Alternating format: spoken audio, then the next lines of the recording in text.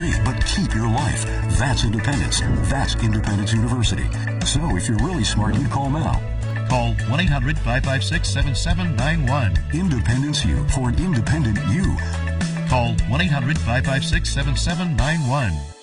Attention! In July 2018, Bayer announced that it will be halting its sales of Assure. The Assure birth control may break or migrate after insertion, puncturing the fallopian tube, resulting in corrective surgery to remove the device. Thousands of women have reported debilitating health problems to the FDA. In April 2018, the FDA restricted sales of Assure to protect women and require that patients receive risk information. Please call 800-425-9539. WFDF Farmington Hills, Detroit, 910 AM Superstation, a division of Adele Media. The views and opinions expressed on any program are those of the producers and or the persons appearing on the program and do not necessarily reflect the views and opinions of 910 AM Superstation or Adele Media. Good morning. You're listening to 910 AM, the Superstation. My name is Robert Ficano, and we're going to have our usual panel here this morning. We have a lot of guests that are lined up. We have Police Commissioner Willie Burton, as well as Tom Choske and Scotty Boman. And we got a lot to talk about, especially in the initial half hour. And then we'll be joined by our guests starting at 8:30. First of all, I want to welcome everybody. How's everybody doing this morning? Good morning. Good. Well, to say there's a lot of news that has started to happen, especially starting Friday night, is an understatement. Just getting some feeling here. What's some of your opinion? It looks like a couple things definitely going to happen. Number one, Chief Craig's going to retire. It looks like that's an announcement on Monday. But the strong speculation is looks like he's going to run against the Governor Whitmer, and challenge her as a Republican. And I think that's interesting from a couple aspects. Number one, you got to wonder about what it does in the mayoral race here. I got to believe that Mayor Duggan isn't real happy that now he's got to answer questions that you have a Republican administrator that not only was police chief, but don't forget he served as a deputy mayor as well. And so that becomes more of a partisan situation. And I think it's going to make the mayor a little bit uncomfortable about it, although they seem to get along. And people seem to forget that that the mayor initially wasn't supportive of Governor Whitmer running. In fact, he tried to find someone else he thought might be able to win the primary. He's become a very, very big supporter of hers, but he does get along with the police chief. So what's he? I'm sure he's going to come out strongly as a Democrat, but at the same time, if Craig happens to beat her, I think that they had a good enough relationship that they're going to be able to get some things done. It would sound like, or at least would be some. Not as much hostility as there normally is when a mayor of a major city would support your opponent. So, I don't know, Scotty and some of you, what do you think about some of this and seeing that Chief Craig might be running against the governor and is retiring? Well, we have a nonpartisan election in Detroit for the city offices. I'm wondering if, in a different time, if he was not running in Detroit but was running in another Wayne County city like, perhaps Livonia or something like that for a different office that was partisan, if indeed he would possibly run as a Republican. I'm talking about the current mayor. I've heard a lot of people in Detroit refer to him as a, Democrat in name only and calling him a Republican and things like that. So it's entirely possible this isn't really that unusual, other than that he's saying, and it's been affiliated with the Democratic Party for some time. Yeah, I think he's been pretty strong with it. I mean, he worked in a Democratic administration with McNamara. There was a county exec. He ran as a Democrat for prosecutor. He's been very close with Biden and was very supportive of Biden versus Trump. So that part of it is, I think you'd have a hard time separating him. I think people connotate him more as a Republican because he had come from Livonia initially when he ran.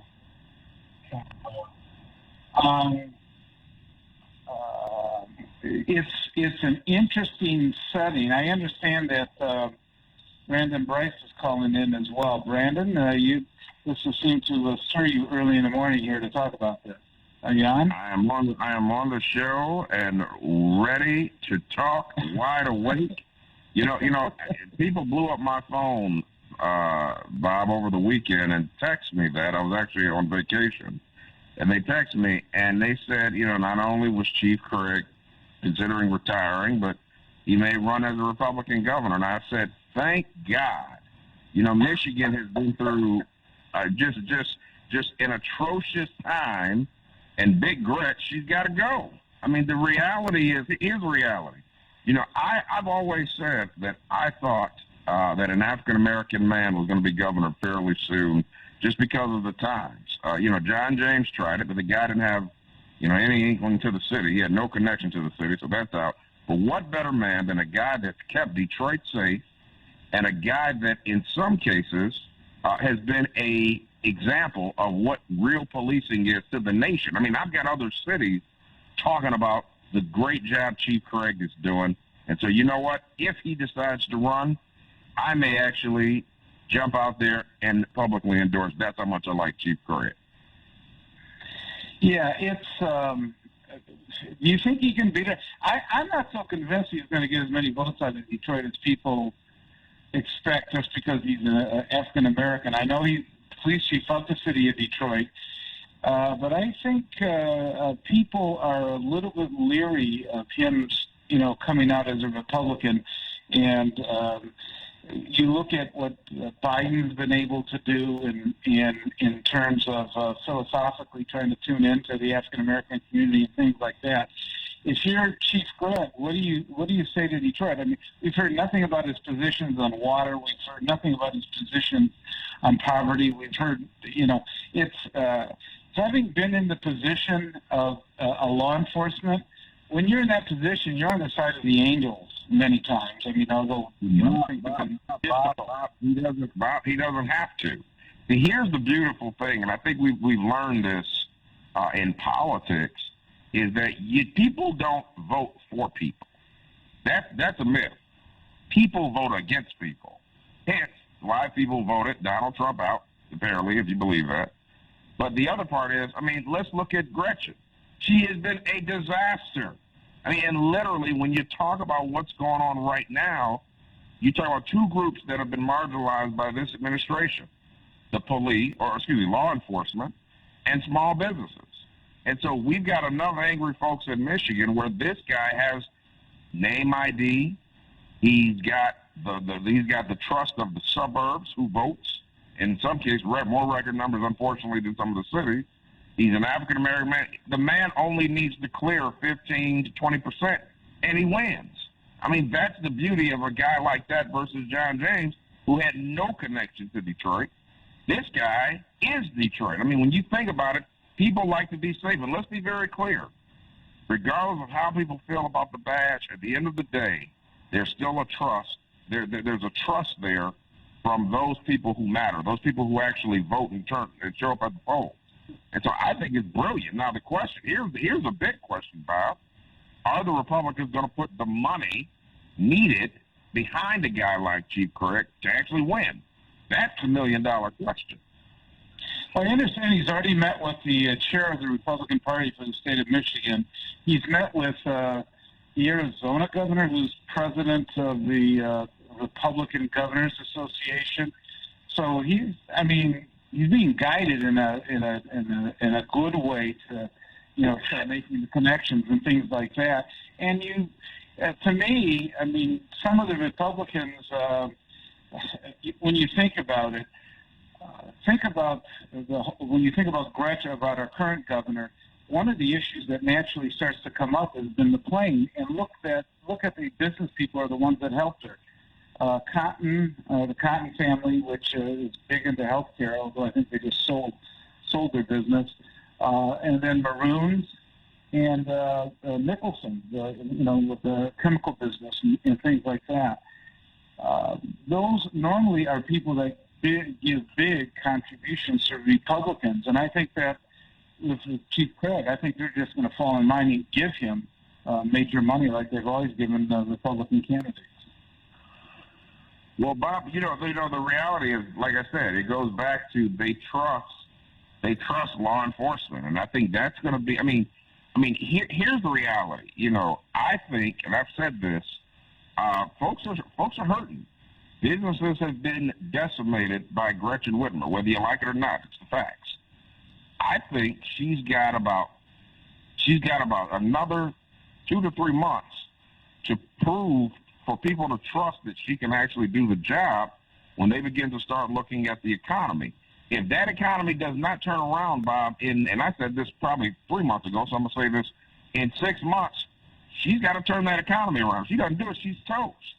And so I think it's the perfect timing, and I think that this is the type of excitement that people want to have, need to have when it comes to, supporting their governor. Then the other thing is, and this is the big elephant in the room, I'll just put it out there, is now it's going to come down to, unfortunately, we typically don't see single governors. Matter of fact, I don't think Michigan has ever had a single governor.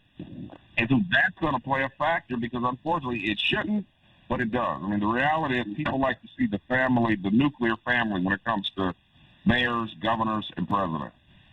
Okay, I didn't even realize that Craig was single. Go ahead. Yeah. What about the how it would affect things if he has to take the loyalty oath, which is that these days it seems like anyone trying to do anything big in the Republican Party is posed with the question: do you believe that Donald Trump is our president? And do you support bringing Donald Trump back on board in 2024 so he can actually win the election and all that kind of thing? So, an answer to that question, a yes answer might kill him in the general election, and a no answer might kill him in the primary election.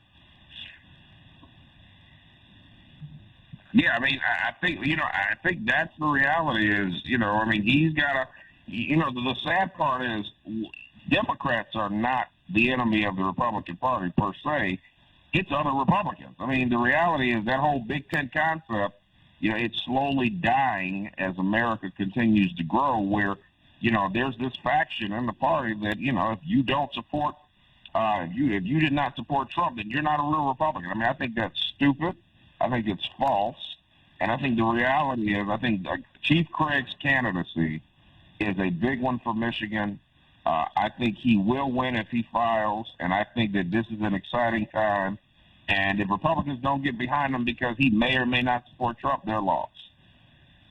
What impact do you think this has on the mayor's race, Brandon? Well, if I had to be honest, I think, I think it's time for Mr. Duggan to go back to, practicing law, but I don't see a challenge. And as a matter of fact, listen, it's bad when people are calling me to ask me to run. I say, wait a minute, me? But, until you get a real voice for Detroit, I think he wins re-election, and I think that's the end of the story. Yeah, but he can't be pleased, I don't think, that I know initially he wasn't, the biggest supporter of the governor when she was running in the primary, or trying to recruit help for the primary, but he's become a very strong advocate for her. And he can't be pleased that someone that he has worked closely with is suddenly going to become an adversary to the governor. I don't think he wants to see this if he could avoid it. And people are going to say, geez, you got this Republican? Nobody knew that he was a Republican when he was deputy mayor. I don't know if that has an impact or not, but First of all, let's be very clear. When you use the term, I like your words, Bob, because you use the term advocate. There's no advocate. He did not want Gretchen Whitmer, period. Let's just call it what it is. But the other part of that is, when he cut a deal, and if you notice, his son works for Gretchen Whitmer, so in some cases, some people, I'm not saying this is true, just saying what I heard, is that there's a control factor there where she needs him more than he needs her. And then the other part is, let's be very clear, Bob, is that, let's go back 20 years. Let's look at the mayor's political history. The mayor's political history has not always been in the Democratic Party. And that's all I'm going to say about that. Okay, we have some callers on this. We're actually stirring the pot here. Okay, Mr. Positive, you're on. Hey, good morning, Brandon, my man. Good morning, everybody. Happy Mother's Day. Yes, I believe, like Brandon, that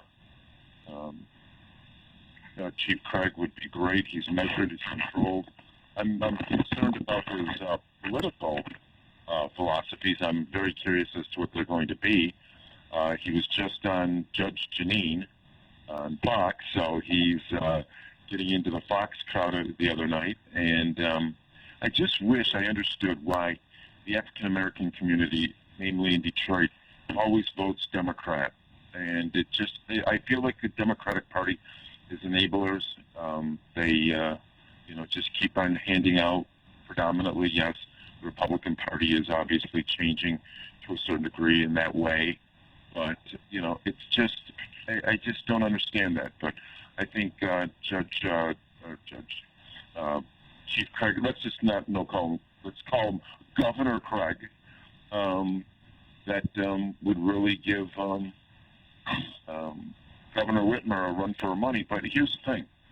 What is Whitmer's approval rating right now in Detroit and in the state generally? Does anyone really know? Is it 50%? Is it? What do you think it is? Who? You said Governor? Yeah. I would have said it's 52%, but I'll be truthful. I don't know if I believe any polls anymore. They've been dramatically wrong the past couple of elections, and I don't know if people are going to, how honest they are. I don't understand why people interview pollsters, because it's such a joke. How you word the question to elicit the answer that you're looking for. So it's just it's something. But what other topics do we have on today? Are we going to talk about people not going back to work because the stimulus checks or the stimulus checks and the unemployment is much higher than the average wage that is out there? Number one, you're forcing employers to pay a wage and changing the market shift, and they're doing it abruptly. Let's say Bob Ficano or Brandon Bryce and the host of my Scotty TV star Boman has a business, and I've allocated $100,000 or $1 million for, payment. I mean,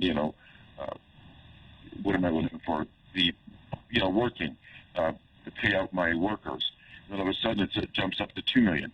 Don't you think that businesses will close? Independent businesses will not be able to take the abrupt change because no one's working. No one can facilitate. Bobby and Scotty and Brandon and Mr. Positive, let's go get McDonald's, and no one's there. We walk in and we go, well, what? Where's everybody? Well, we got to serve our hamburgers ourselves and going back. That's what's going to happen. And businesses will be closing. And instead of me paying you $12, Robert Ficano, I got to pay you $20, but it's not in my budget. Scotty's going to have to help me on this. It's something that the law, supply and demand. But it's. I'll tell you what. We have a number of callers who want to weigh in. I appreciate it. Okay, you have a great Sunday, and happy Mother's Day to your mother and everyone. It's a special day for everyone. Miss Simmons, you're on. Miss Sims, I'm sorry. Go ahead. Ms. Sims?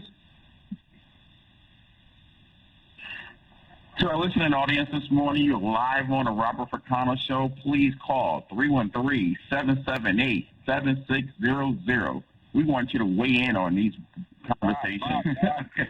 Bob, real quick, can I respond to that last caller? Sure. And happy Mother's Day, folks. I forgot to say that. My mom would kill me, but this is interesting because I'm gonna make an early prediction. I'm living my political crystal ball, and the prediction I'm gonna make is Chief Craig will run, Chief Craig will win, and I think a sleeper is coming out of the Republican Party in 2024, and his name is Ron DeSantis. Keep your eyes on Ron DeSantis because he said something that made me say, this guy's a leader. He said, get off your butt and go to work. Period. I don't know how much of a sleeper he is. He's been parading for the presidency. I don't think he'd try to challenge Trump. But you're right. He's been definitely out in the forefront trying to show that he has the chops to run for president. Okay, we have a number of callers. Hold on. Bob, you hear the music? Go ahead. Bob, here's the campaign. Here's the campaign promise, and I'm gonna leave it here. You can even air it on 910. Get off your butt and go to work. Okay. In reply to the bad unemployment or employment or job creation numbers that we had. You're listening to 910 AM, the Superstation. We're going to be right back. Callers, hold on. You're listening to the Robert Ficano Show. When it feels like the sun ain't shining bright enough. Like After January 14th, Microsoft will no longer provide security updates for Windows 7. Continued use will leave your PC vulnerable to security risks. Call All About Technology today at 313-218-4888. We're all about technology. Visit Central Park Deli today and receive 10% off any purchase when ordering from our mobile app and enter promo code 910AM. Our new menu items include gluten-free wraps, spinach wraps, fried spicy buffalo cauliflower, and sweet potato maple cheesecake. Don't forget about our always delicious Seiginsberg corned beef, our fresh hand-patty charbroiled 100% premium beef burgers, and our homemade teriyaki stir fries. Central Park Deli has curbside service available and DoorDash delivery. Come visit us today. Are you looking for a great deal on advertising? Here at 910 AM Superstation, we're going to make you an offer that you can't refuse with our Godfather Package Special. You can receive 200 spots for $500. That's right, 200 spots for only $500. That's $2.50 per spot. All spots must air within a 30-day schedule. And 910 AM Superstation will produce your spots for free. Please contact Renisha Williams at 313-434-8291. That's 313-434-8291. Please call now. Are you getting the most out of your Medicare plan? Are you sure? Many people with Medicare are eligible for plans that include extra benefits in addition to those found in original Medicare. Benefits like dental, vision, and prescription drug coverage. Call now to see if you're eligible to enroll. The consultation is free with no obligation to enroll. In addition to hospital and medical coverage, at no extra cost, you could also get coverage for prescription drugs, dental, hearing, vision, and more. In many areas, plans with benefits are available with $0 copays for many services, $0 monthly premiums, or $0 deductibles. That's hospital, medical, prescription drug, dental coverage, and more included in one plan with premiums that may be as low as $0 a month. Call now to see if you're eligible to enroll. The consultation is free and there's no obligation to enroll. Call 1-800-571-8580. That's 1-800-571-8580. Hi, I'm Hunter Ellis, and this is Atomic Beam USA. Another bright idea from Bulbhead, the ultra-bright, tough-grade flashlight that features tactical technology used by U.S. Special Forces. This flashlight has a feeble 125 lux output. The Atomic Beam USA has up to 5,000 lux. That's 40 times more. We're going to drop it hundreds of feet from this helicopter. It hits the tarmac, and it's still working. That's what I call a tough flashlight. Heavy downpours, mud puddles, even extreme temperatures are no match. You could spend over $100, or the Atomic Beam USA can be yours for just $19.99 with free lifetime guarantee. Order now, you can double it and get a second Atomic Beam USA. Just pay a separate fee, and we'll even ship them to you for free. Atomic Beam USA is just $19.99. Order now. Call 1-800-638-2619 to get your Atomic Beam USA. Call now or go to atomicbeam.com. So call 1-800-638-2619. Deluxe version available. Order now. Have you been denied credit or hit with high interest rates? A low credit score happens to many of us, and millions of people are victims of incorrect items on their credit reports and don't even know it. That's why you need credit repair now. Our proven process has resulted in past clients seeing on average 11 negative items removed from their credit report and a 40-point increase after the first 4 months in our program. Call now and request your credit report and credit score for free in minutes. Call 1-800-783-9197. Every home needs a computer in this new age of technology. Get a computer for only $200. Can't beat that price. Call All About Technology now at 313-218-4888. That's 313-218-4888. We're all about technology. We are 910 AM Superstation, bringing you real-life issues around the city of Detroit and abroad. Politics, law, entertainment, you name it. We encourage you to connect with us on Facebook, the 910 AM website, or drop us a line at 313-778-7600. 910 AM Superstation, how may I help you? Your voice counts, your voice matters. 910 AM Superstation. 910, the Superstation. The oldest radio station in town since 1922. Good morning. You're listening to 910 AM, the Superstation. We have a number of guests that will be joining us, but we are talking about Chief Craig and the possibility, looks like he is retiring, but running for the Republican nomination of the governor. You can join us at 313-778-7600. We do have a number of callers. We're going to try to get to as many as we can. Miss Sims, you're on.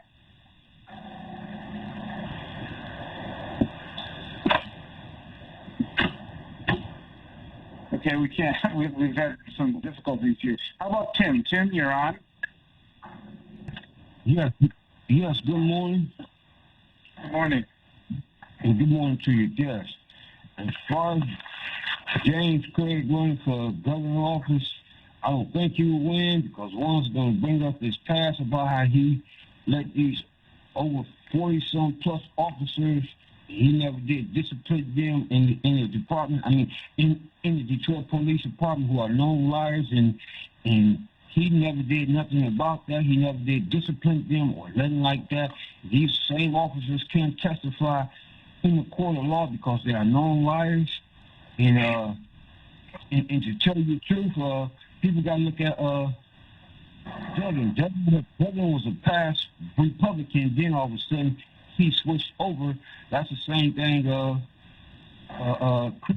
Craig is doing. Here he was a known Democrat. Now all of a sudden he's going to become a Republican. They're going to use him just like they used Tim Scott. We must remember that James Jones tried. James I forgot the black guy name. He tried to run for a statewide.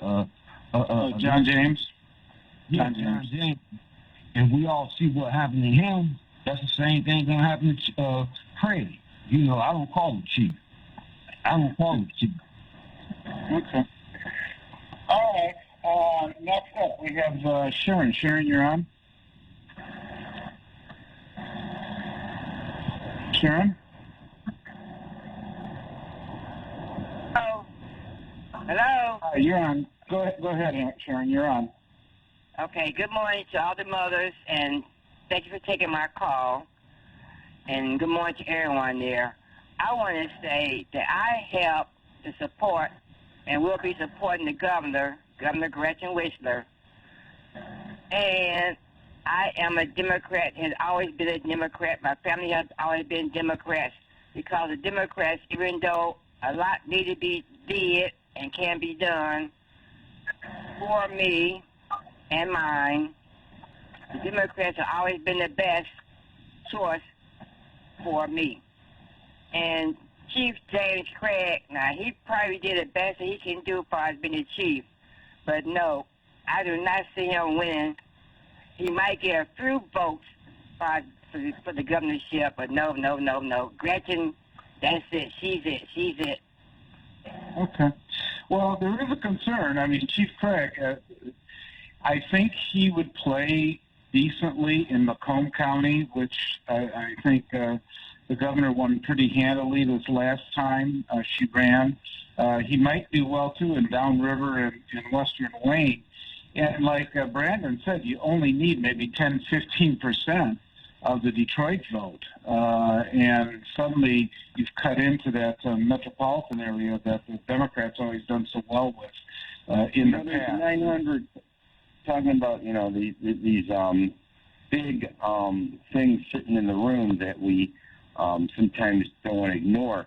Since the election that she won handily, she did a whole number of very unexpected things due to unexpected circumstances, including drastically curtailing assembly rights and drastically and literally just kind of by decree outlawing businesses for a while and so forth, all with the justification of the COVID-19 epidemic.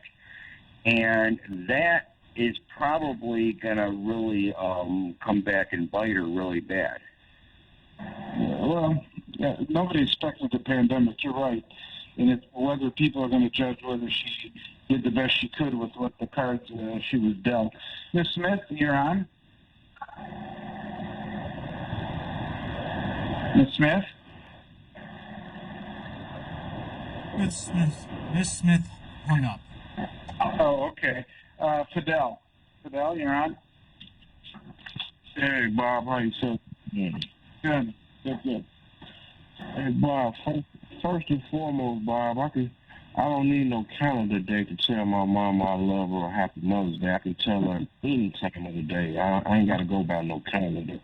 And secondly, do you test your guest out for hardcore drugs? Because clearly Brandon Bryce is clearly he's hot, man. The two Craig, Hollywood Craig is at Detroit. You got 2 calls called in, and I'm the third. He would not be getting my vote.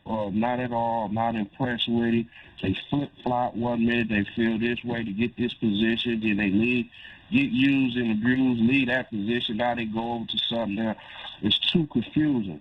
The fact of the matter is, not one governor since Blanchard, Engler, Jennifer, Snyder, and now Gretchen have did, really any elected official have did anything specifically for black folks. And that's what it's boiling down to.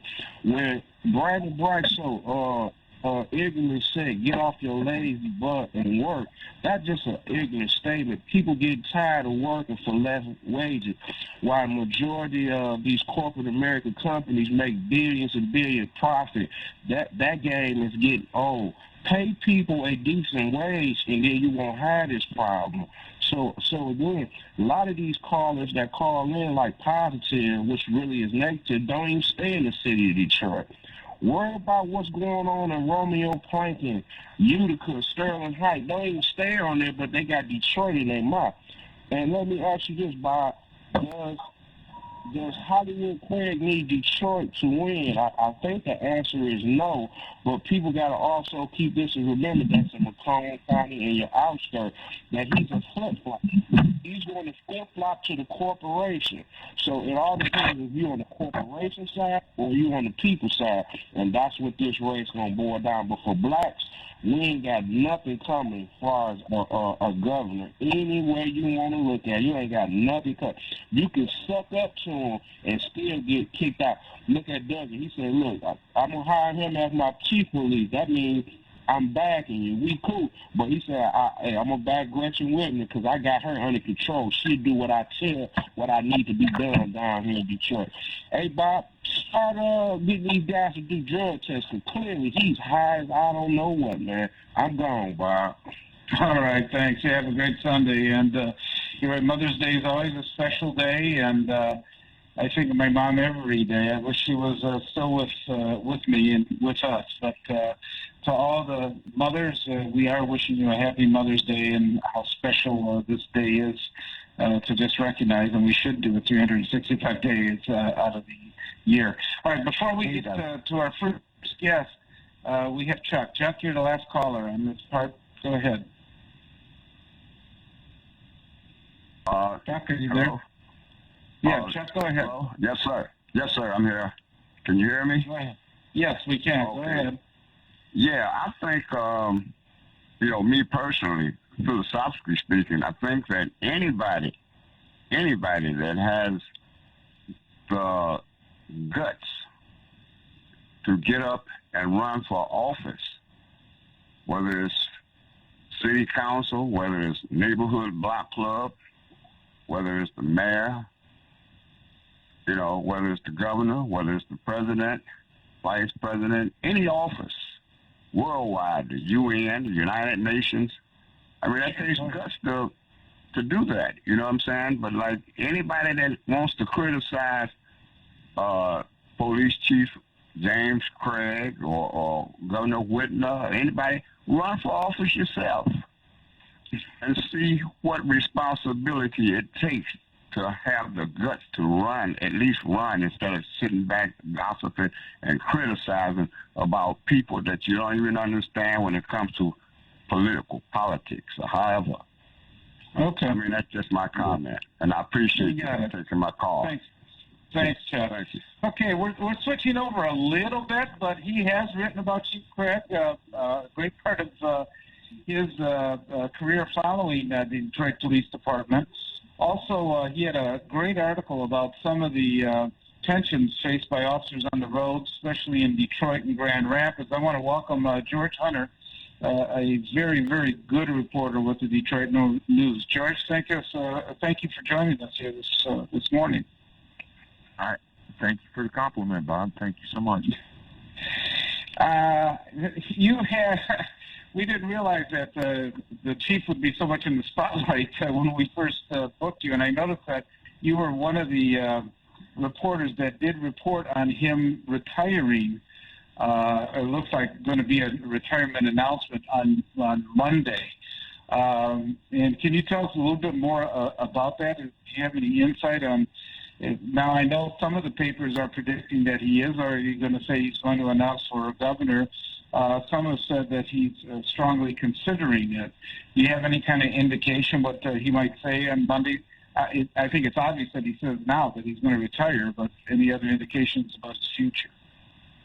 I wouldn't doubt the reports that he's running for governor. I'm pretty sure that's going to take place. It looks like. Nolan Finley actually talked to him about it. He went on the record and didn't deny it, let's put it that way. And he's got guys that say they've talked to him about it, so he kind of knows what's going on with the GOP. That's a little out of my, I can cover the cop stuff. It starts getting into the politics, as you know. I kind of wash my hands of that because it's not my beat, and I just don't like to delve into those waters because it gets, it gets political. So it's not my job. My job. So, but no, I think it sure looks that way from all indications. Is that he's going to run for governor, or certainly, out of either primary, I guess, and then I'm not sure how that would work. But he'd have to run in the primary. But he's not going to have the press conference and announce governor out of respect to Duggan. Because he would be running in the opposite party. So what Nolan's people told him, what my people told me, he's going to announce that he's stepping down as police chief, and then it would be a separate announcement, just out of respect to Mike Duggan. And I guess that's the kind of stuff. They worked together for years and seemed to work together well, for years. So it looks like, that kind of respect thing is, you would want to do that. I would think. I would. Yeah. Well, there's also an advantage to it in the terms of he gets 2 bites of the apple. If he's announcing his retirement, there'll be questions there, and then when he does make the announcement, if he is running for governor, there's a whole new round of publicity that he gets out of it.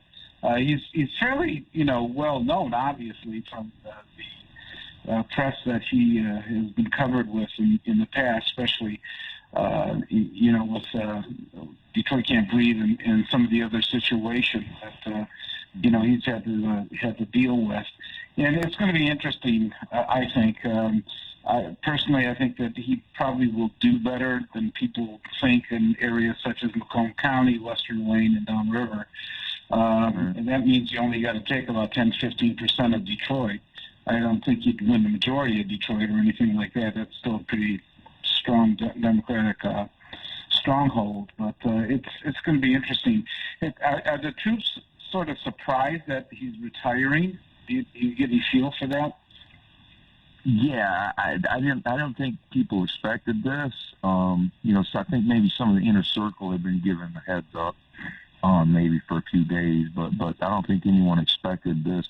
I suspect that, I've looked into history, and most police chiefs don't last beyond 3 years, and that's going back to 1901.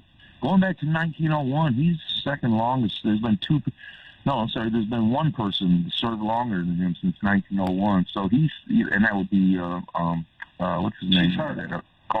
Chief Hart. He was there under Coleman for years and years, and he's I think 14 years if I'm not mistaken. But other than him, and then even like Ike was there for I think a little less than 5 years.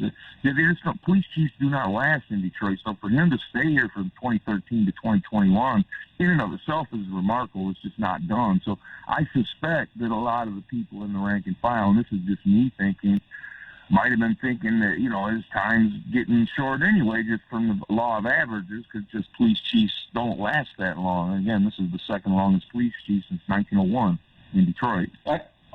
George, I think it's not only in Detroit. I think you look at major metropolitan areas, they don't last. I think the average may only be 3 or 4 years.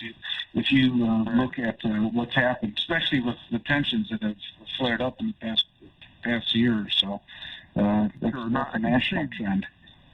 As far as what I heard, again, this is an offer in my opinion, but I am telling you what a lot of people have told me is that the consensus is that Duggan would have fired him when he came in and brought his own man in or woman, because that's what most mayors want to do. They want to bring in their own person to run the department. But that wasn't, that Craig was very popular and his numbers were, were down. The crime, the consensus is that he was doing too good of a job for Duggan to get rid of him. Why would he? He's doing a good job. That's the general consensus, because the rumor when Duggan was coming in, well, of course he's going to bring in his own person. That's every mayor wants to bring in their own person. That's just kind of how it happens. But they, didn't happen. They seem to, at least publicly, have worked together well for Class. I haven't seen, nor have I heard privately of any major flaps, anything like that, and I would have probably heard of it. I do have a lot of sources, so if there was a lot of tension there, I probably would have heard it. And honestly, I never heard there was a major tension between the two. There's still a couple issues, and I don't know if they ever got resolved. The officers that were not able to testify, one of the callers brought that up. Was that issue ever resolved? There was 30 or 40 of them that, because of the veracity, not able to list.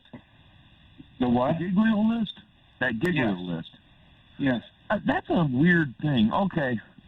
So I had done a story before Kim Worthy's office put that out. I did a story about 7 months before that they did that, and my story said I FOIA'd the city, and they said I didn't ask for the list of names because they said they couldn't get it, but I got a list of the number of officers who were on the Giglio list, and the city told me at the time that there were 71 on the Giglio list. Okay.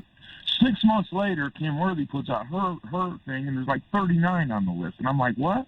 And then I look at the list. Almost everybody on that list is already in prison.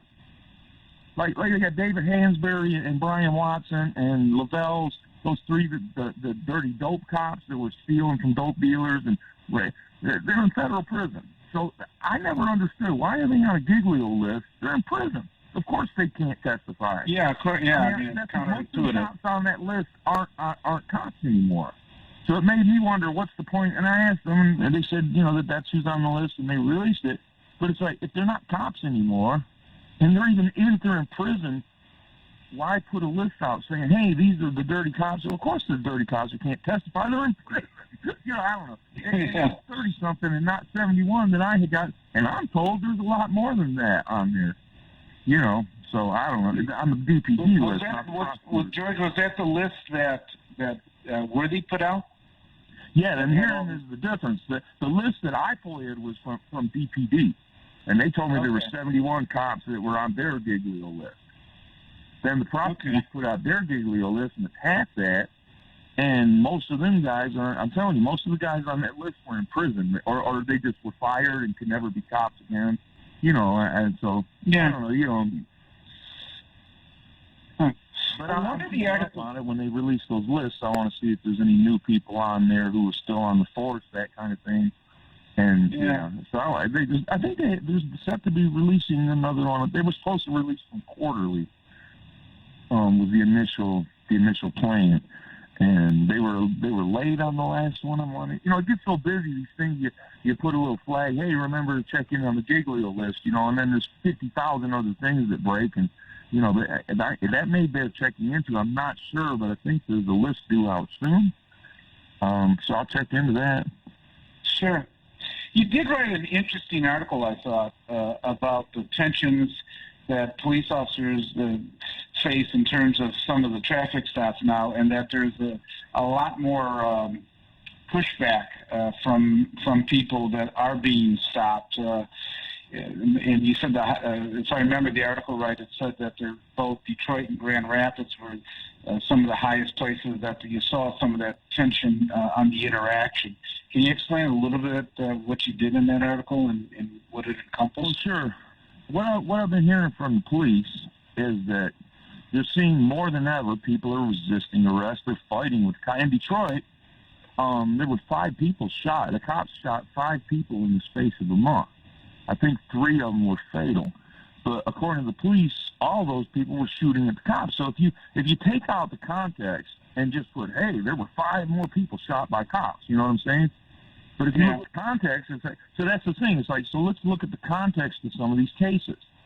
Okay, the guy was fighting with cops, and the cops then restrained him, and then maybe in some of these cases, the cops went overboard in the process of restraining him.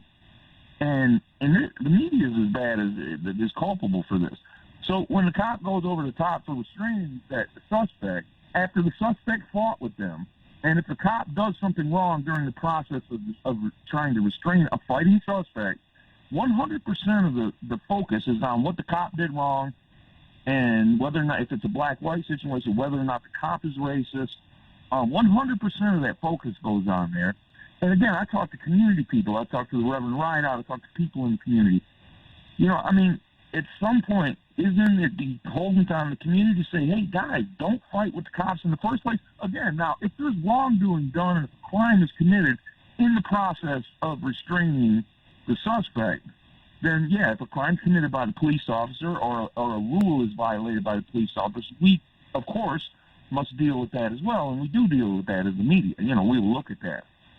But I guess, is there any room in this discussion whatsoever for don't fight with the cop in the first place? And that's what the police are telling me.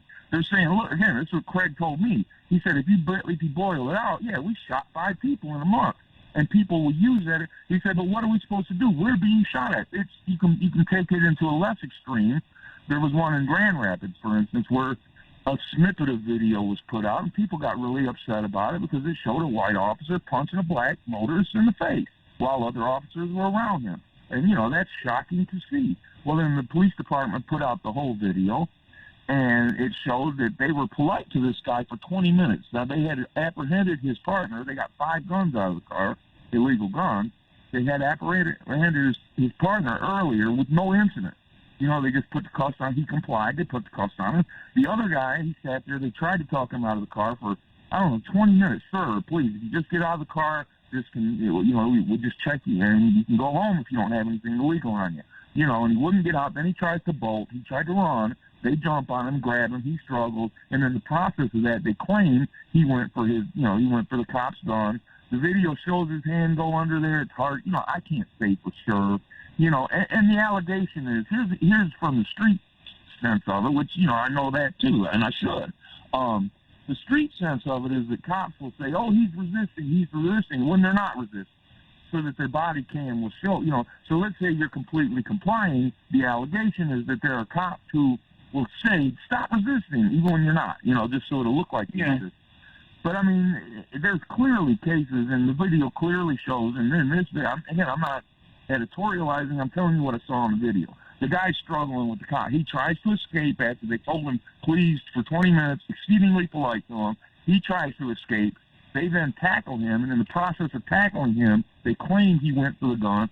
So let's say that some wrongdoing was done after that. If he didn't try to flee, would that wrong, you know what I mean? So is there any room in this discussion? And that's why that story got written, because I'm hearing this from cops all over the place, that even just normal, benign, and Reverend Rideout said a very good thing, and he's a black guy, and I guess that matters because for some people, for the purposes of this, it doesn't to me, but it does to some people. So whatever. His take on it is that there's prejudice on both sides. So if you automatically think that and it's interesting because the ACLU racial justice attorney told me, well, and this is why you talk and interview people, because I assumed he was going to say what I've been hearing from the street my whole life, that the cops would just say they're not actually. And he said, no, I agree. He said, I think they are resisting and fighting back because people think, black people particularly, he said, or minorities, they believe that if they comply, if they do with their hands 10 and 2 on the wheel and say yes or no, sir, if they comply with cops, they're still going to get killed. That they actually believe that, and that's why they're fighting back. And then right out, the Reverend told me an interesting thing. He says, yes, there's prejudice on both sides here. So if you got a guy who's driving down the street and he gets, he sees the flashing lights in his window, and he really, really honestly believes that if he complies, that this racist cop is going to pull him out of the vehicle and beat the crap out of him anyway, no matter what he does, because he's black, that's what the cop's going to do. If they really believe that, then they're fighting back. And he's saying then there might be some prejudice on the part of the cop, too. It's thinking, okay, this is a black guy. He's a violent criminal. So if there's prejudice on both sides, then you take what could have been normally just a benign traffic stop and you turn it into a violent episode, because the thing is it's not rocket science. If you fight with the cops, the chances of a violent ending go up exponentially. And, I mean, that's just street. I grew up in the ghetto, man. I grew up in like one of the high crime neighborhoods of Detroit, the Cass Corridor. I know what the cops are like in these neighborhoods. I know what the attitude about cops is like from the street, and I know what the attitude of some cops is from the cop end. You know what I'm saying? And you always think about the bad ones. There were some bad ones. The most of them weren't. Most people, and Bob, as you know, in any profession, are in the middle. That's by definition. They're average. They're not great. You're not going to say, wow, that was a wonderful cop. What a great guy. And you're not going to say he's a dirty, you know what. He's there. He does his job. Most people, like in any profession, by definition, are average. So you're not going to think about them. But, yeah, there were some very bad ones in my neighborhood. So I know what the attitude is like. So if people think that, an analogy was made. It's going to influence it. Yeah, I mean, and again, what role does the media play in this? The fact is quite a bit. I think it seems like it really gets either COVID or this type of situation are the ones that are getting all the attention. If you don't mind, we have some callers on that would like to talk to you. Juris, you're on. George Hunter. What is his name? The man that Mr. Hunter. Mr. Hunter, the reporter. His mouth up. He's a racist, and he does. We don't need black people, indigenous people who live in Detroit don't need a racist coming on this radio, just getting our business, telling us about our issues. You are a racist cracker. Go back to hell. Okay. We appreciate it, Juris. Next up, we have Pauline. Pauline? Hi, good morning. Yes. So I was wondering, good morning. I was wondering, does Duggan have the authority to elect the next chief of police, or how does that work, and who's in the front runner? Do you know? I have heard rumors. I mean, it's no secret. Top people would be, certainly Todd Bettison, his name has come up. And again, let me just say up front, this is rumor. I probably shouldn't talk about it. I don't have any facts. I can tell you, though, people have brought his name up. There's been a few other people, but, yes, the answer is yes, the mayor does have absolute authority to name a police chief. Well, actually not absolute. Oh, I'm sorry. I think, Commissioner Burton might want to chime in on this, but the Board of Police Commissioners... I'm sorry, my apologies. The middle list, have to approve the list. Hey, Willie, how you doing? Hi. The Board of Police Commissioners in a charter does have the power and authority to do a national search, and whatever that whatever the outcome of the search, it would go before the mayor, and the mayor will make a selection from Right. I apologize for that. And also, national search, Will? I'm gonna try and break some news on here. Are you guys gonna do a search, or are you gonna go in house, or have you guys decided yet? You know, honestly, I believe we're gonna go in house. Truthfully, that, you know, just this is you know, no one was expecting the chief to resign or anything. So this is really shock to our community, but it's also surprise and it's shock to a lot of officers. But I believe in past experiences, whoever the chief recommends, whatever the board police commissioner office would take that in advisement and will honor that and so I would love to see who the chief is at to replacement, and I could just so we know the process. There's a list that the police commission actually submits to the mayor, and the mayor picks off the list. Is that how it's supposed to work?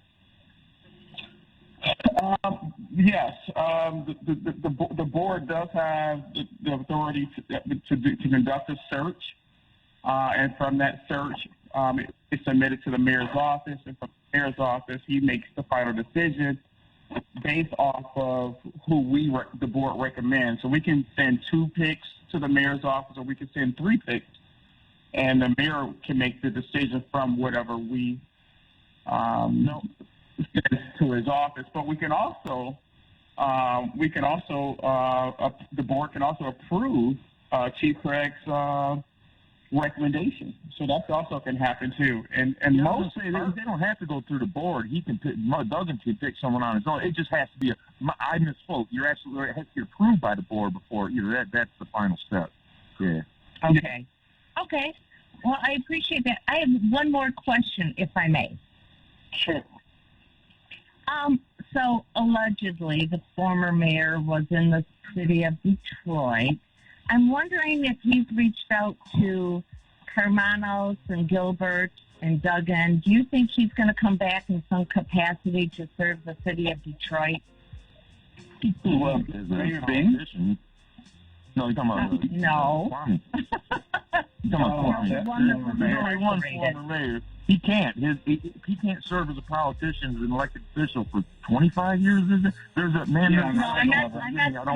I'm not saying elected official. I'm saying in some capacity to work with the city of Detroit under Duggan, under Carmanos, under Gilbert is what I'm asking. I'd be surprised if he doesn't, frankly. I think in some capacity, like you're saying, I'd be surprised if he doesn't get involved at some point. He might have had enough to try for a while, maybe, but yeah, I'd be surprised. That's just my take from the bleacher seats. I don't have any insight on it. But you know, there's a rumors are speculating in our community is that he's interested in preaching these days. Yeah. He has some options. Okay. Well, you hear the music, George. Thank you so much. Okay, George. I want to thank you for happy Mother's Day to you. George, I want to thank you so much for joining us and appreciate it. I want you to enjoy the rest of your Sunday, and I know that you're going to be there Monday, so it's going to be an interesting time that all this is going to happen. So you have a great day, and we'll be having you back on at another time. All right, Bob, Willie, thanks, guys. You guys have a nice Sunday. Take care. Take care, everybody. Thank you. Bye-bye.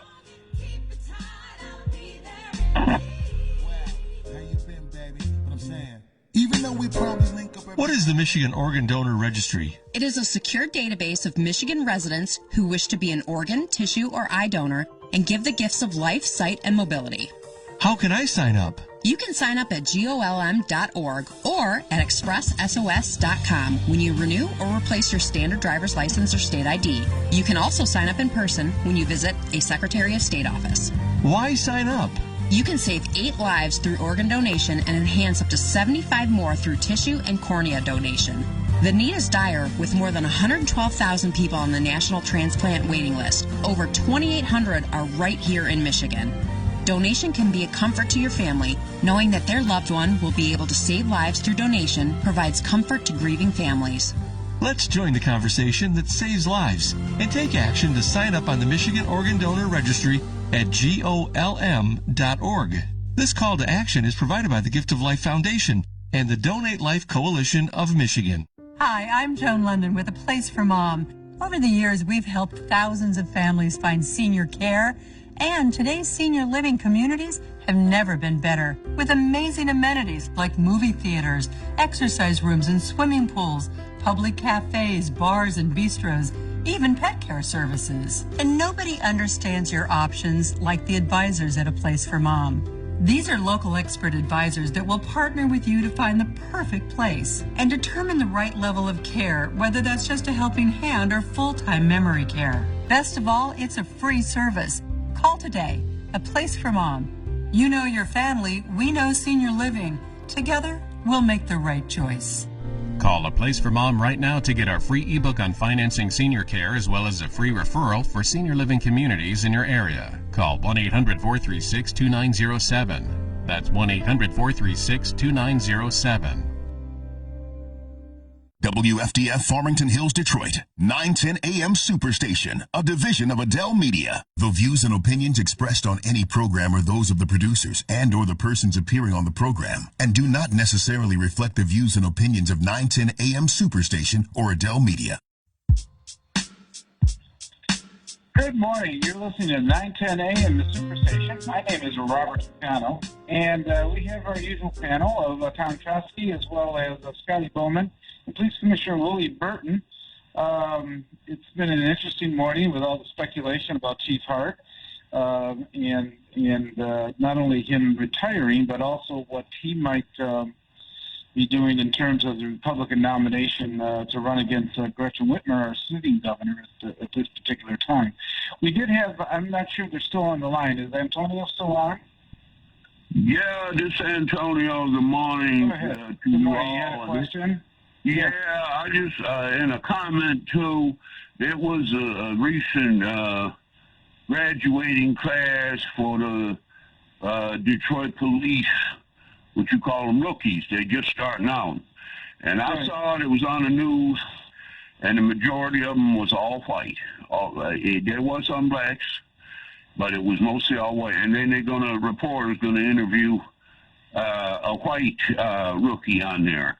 And the biggest part of the problem is to tell Commissioner Burton, a city that's over 80% black, okay, we can't find enough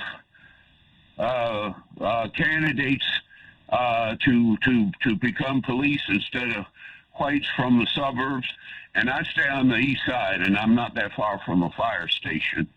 And most of the firemen that work out, the firemen in that station is white.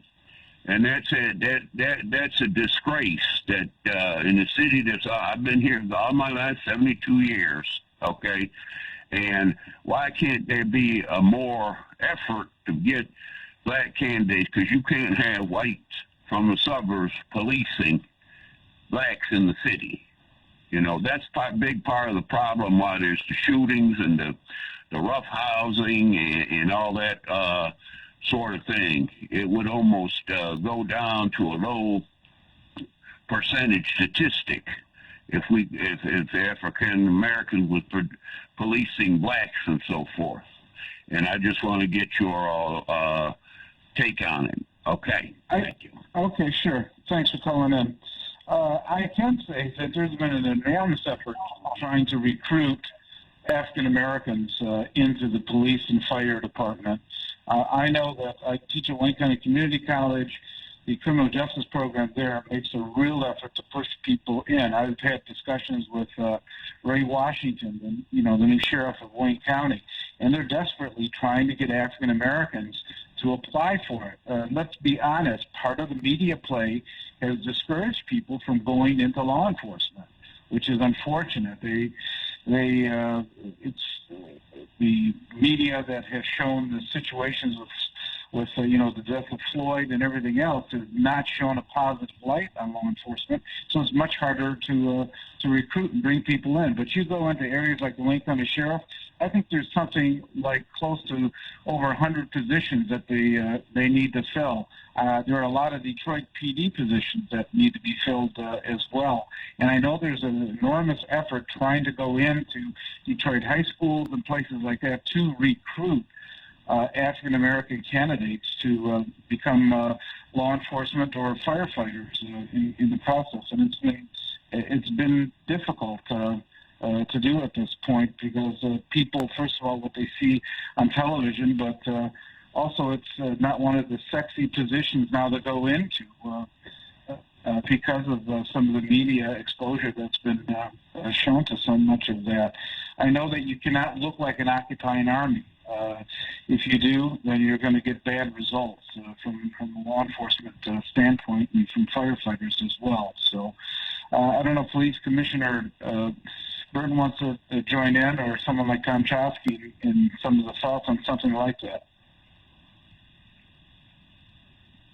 Hey, Bob. The only thing that I'll say to that is, in terms of looking at the DPD, it is disproportionately white compared to compared to the population in general here in the city. So we actually do have one of the few majority black departments in the country, but it still is disproportionately white. It's roughly about, and Commissioner Burton backing me up on this, if I'm correct, is about 60% African American, and then roughly 40% of the officers are from different ethnic backgrounds. But again, call it, like you said, 100%. It's 80% or over 80% African American in the city. Yeah. Well, our next guest has joined us here, Mr. Eric Williams, who is an attorney with the American Civil Liberties Union, as well as some justice organizations in the city of Detroit. Mr. Williams, welcome back to 9:10 a.m. We appreciate you joining us on Mother's Day here. Good morning. Thank you for having me. Always a pleasure. Hello?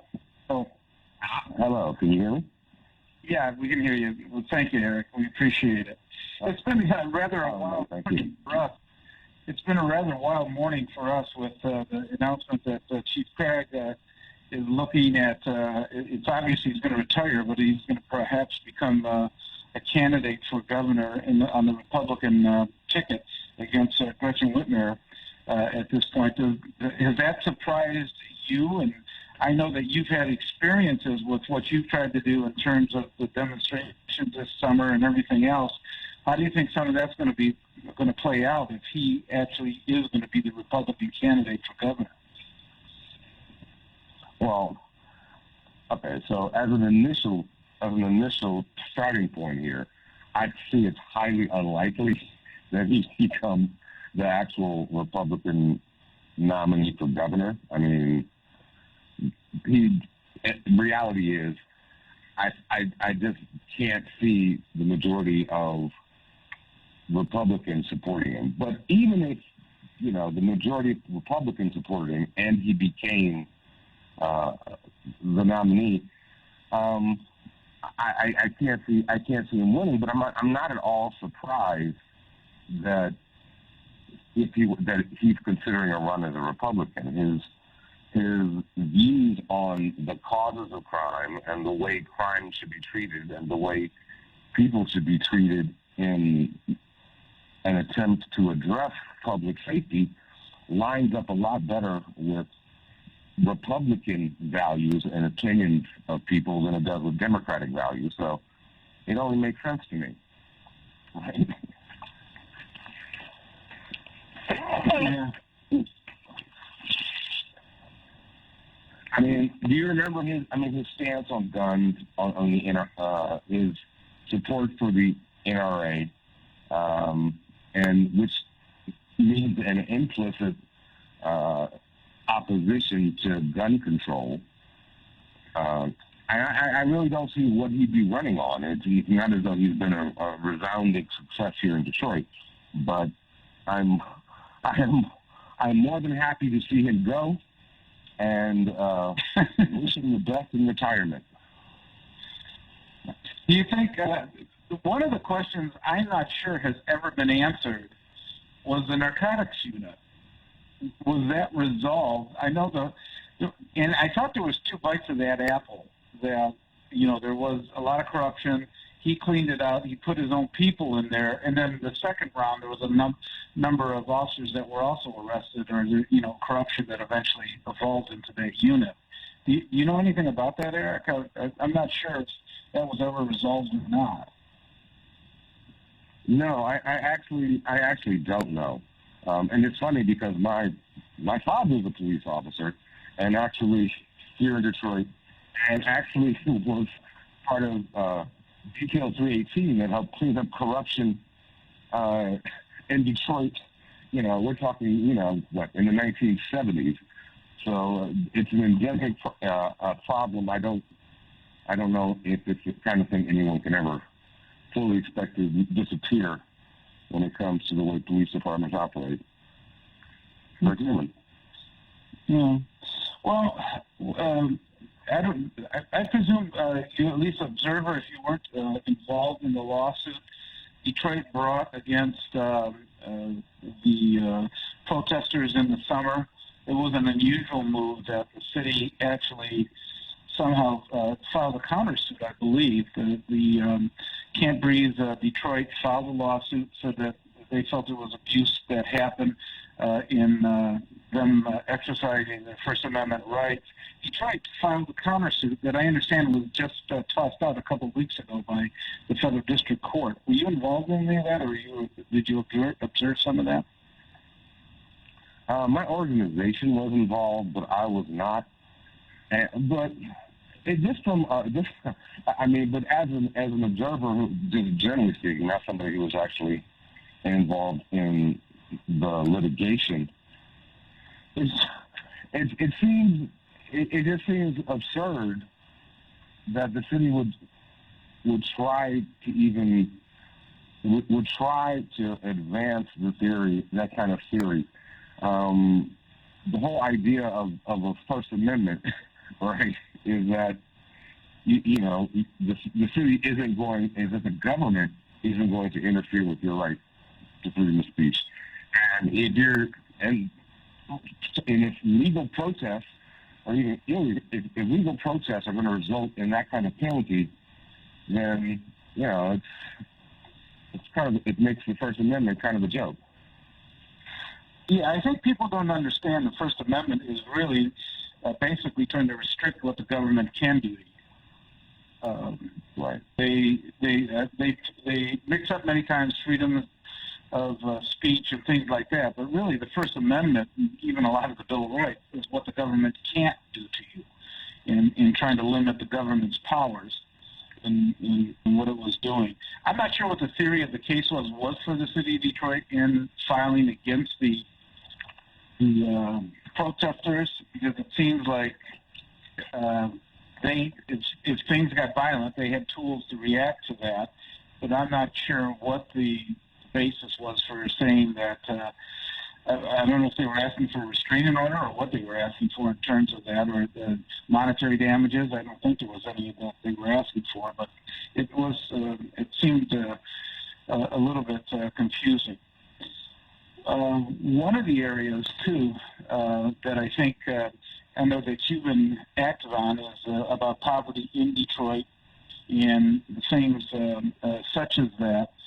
Were you disappointed by the numbers that came out nationally of number of jobs created, and has created some issues about whether the bills that the Biden administration is trying to push at this point that would put a lot more money into the system? And there's been some pushback now that there's a lot of money that's already awash in the system, and the monthly report was there was only 266,000 jobs that were actually created by employers. Do you think that this is going to hamper? Do you think with just more money as a common sense approach is going to be needed for poverty in fighting areas like Detroit that needs the help?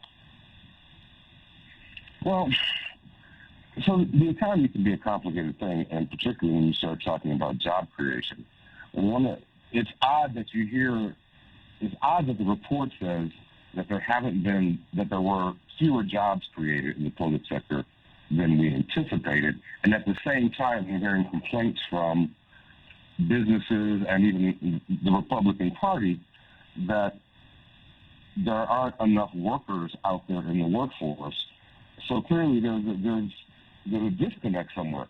And part of it has been, in many instances, the refusal of the private sector to raise wages to make it so that people actually feel it's worthwhile to go and get a particular job, right? So, if the service industry says they're having trouble finding waiters and wait staff and chefs, and same thing in the travel industry, but those are some of the lowest paying industries around. So it shouldn't be surprising that they have issues hiring. Also, the economy is in a bit of a change, is in a state of flux at the moment. You're seeing a real change in how people work and where people work. I think it's a little soon to be critical of Biden's plan right now, particularly since he's proposing a lot of money to go toward infrastructure, which will create new categories of jobs. I think until we get there, it's a little soon to start criticizing how this is shaking out, simply because the economy, even to the extent it's recovered, isn't recovering to take the same shape it had before the pandemic. Do you think that eventually that money is going to see its way to programs such as supported by the American Civil Liberties Union, such as helping poverty and things such as that?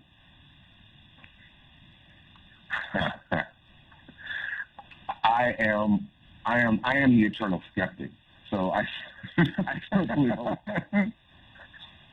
I mean, I'm not going to lie. I would love to say that that's what's going to happen, and I think that's very well designed. But every time you have federal money that has to flow down through state channels, and in many instances, those state channels, and even some of the federal channels, are controlled by the Republican Party, the chances that Democratic initiatives will actually be implemented in the way that it was designed, it becomes less and less likely, let's be honest. One of the big areas, Eric, is with the police and making sure that there is not the funding of police, but proper training, I guess, of police, that everybody, had a little bit of relief when they saw the jury come back so quickly on Floyd. But there's still a long way to go, isn't there, in terms of how the police are expected to react to, First Amendment rights, but also some of the issues now that seem to be centering on traffic stops. There's a number of jurisdictions that are starting to say that the traffic stops are exceeding what's really necessary at this point. So there's always going to be a problem as long as our expectation of police is that they keep people in order rather than keep people safe. As long as that is an issue as long as that is what the expectation is of police, then that's what we're going to see. And that is the expectation of police, particularly in predominantly minority communities, not so much in the suburbs. So I don't understand. I mean, I've never understood why people think that the police should be responsible for as many things as they are, and that you can possibly train one human being or even one group of human beings to respond to all the various situations police officers are responsible for responding to with the attitude that we expect police officers to have. So training is good. My son just graduated from the police academy in Southfield, New Jersey, right? So I applaud police officers who are willing to do the work they do. But spending money on training or technology or anything else doesn't change the fact that unless you think people are inherently criminal, you must believe there is a reason why people are committing crimes. And so you should address those things instead, right? Unless you believe people just always commit crime, or just some communities are inclined to commit crime, you have to believe that people are committing crimes because either we've crafted crimes to capture them, right, which we do, which is what a lot of traffic offenses are, or they're dealing with mental illness or substance abuse, or many of the other, or unemployment, many of the other things that people face. Why not spend the money to address those things? Unless you believe that a certain kind of people are prone to criminality. In which case, then yeah, the kind of policing that we do and the training that we do makes sense. Otherwise, it doesn't. What kind of things do you think then they should be emphasizing? What kind of factors should they be looking at instead of the, reaction by law enforcement? What kind of things do you think cause crime? You know what? We're coming up to break. We only got a few more minutes after that, so why don't you hold on that answer, and we're going to be right back. You're listening to 910 AM, the Superstation. I'm going to be right back after these few words with Eric Williams from the American Civil Liberties Union.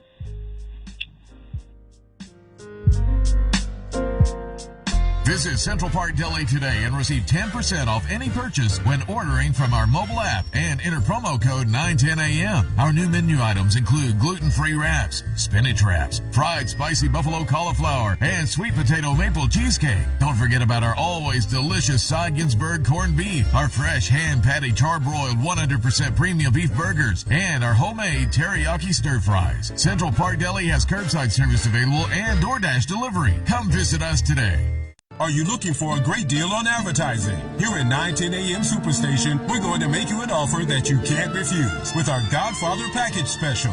You can receive 200 spots for $500. That's right, 200 spots for only $500. That's $2.50 per spot. All spots must air within a 30-day schedule. And 910 AM Superstation will produce your spots for free. Please contact Renisha Williams at 313-434-8291. That's 313-434-8291. Please call now.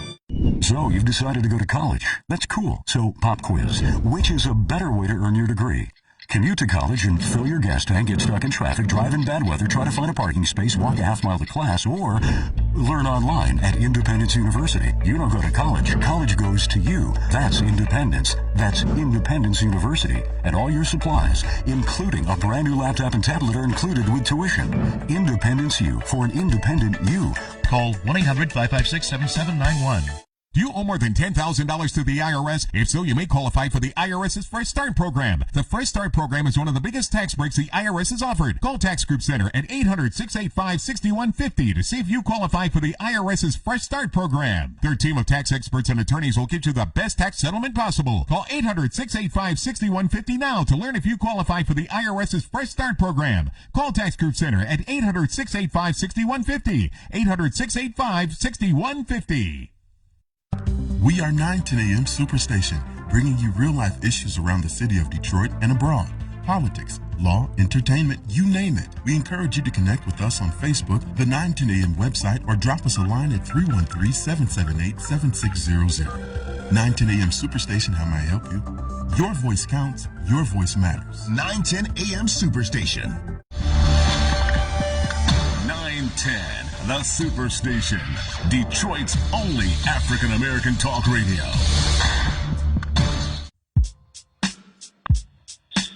Good morning. You're listening to 910 AM, the Superstation. My name is Robert Ficano. We have Tom Choske, and we have Police Commissioner Willie Burton, as well as Scotty Boman, our residential libertarian. We're joining this morning for a few more minutes with Eric Williams, who is an attorney with the American Civil Liberties Union.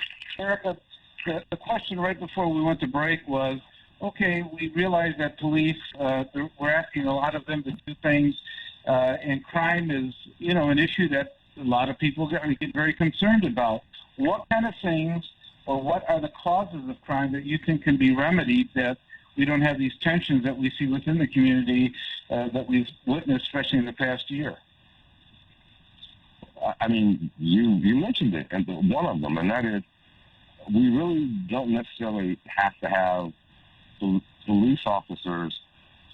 You know, you don't need an armed person who's a twitchy armed person encountering somebody over a traffic violation that doesn't relate to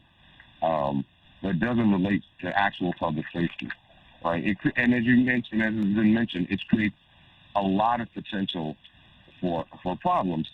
And part of that is the nature of traffic stops itself, right? Once you get in the car, we have court decisions in Michigan that say speeding gives them a right to pull you over. Going too slow can constitute reasonable cause, and going exactly the speed limit also can give police probable cause. So in essence, the moment you get into a vehicle and start moving, there's a possibility that the police are going to interact with you. Homelessness is another issue where we have essentially criminalized simply being poor or mental illness, right? That's just because very few people without dealing with a mental or emotional situation willingly sleep in the streets, right? So you've in essence criminalized crime, criminalized poverty, and that's an issue. Of course, people who are having mental health distress, right, doesn't require a police officer. And the thing is, there are actually communities across the country where you see one or two of these approaches being tried, where it isn't the police who are first responders to these incidents. But the other part of it is you don't see this in communities. You don't see this happening, the same kind of treatment of people in those situations happening in predominantly white communities and wealthier communities that you see happening in darker and poorer communities. So even getting rid of those things, which I think is something we need to do, getting rid of those police responsibilities, doesn't change the fact that the problem is police officers are human, are pulled from a society that views communities of color too frequently as inherently criminal and people that need to be controlled rather than fellow citizens. And as long as that is the case, we are always going to have a problem where people who have power are going to exercise it in even brutal ways against people they think of as less than.